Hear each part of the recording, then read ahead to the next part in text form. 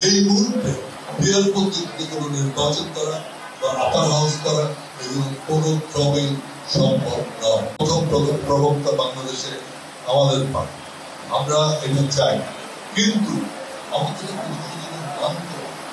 সেটা হচ্ছে আমি যদি সংবিধান মানি, তাহলে তো আমি এখনই পিয়ার পদ্ধতিতে যেতে পারবো। আমাকে পার্লামেন্টে যেত, হ্যাঁ করা যায়। আমরা যারা পলিটিক্যাল পার্টি আছে তাদের মধ্যে একটা সোশ্যাল কন্ট্রাক্ট, পলিটিক্যাল কন্ট্রাক্ট হতে পারে যে আগামী পার্লামেন্টে আমরা এই কাজগুলো করব, সেটা সম্ভব।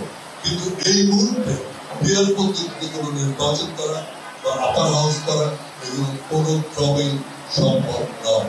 কারণ কনস্টিটিউশন অ্যামেন্ড করতে হলে সেলফ প্রসিডিউর, পার্লামেন্ট থাকতে হবে, 2/3 মেজরিটি নিয়ে সেগুলো পাস করতে হবে।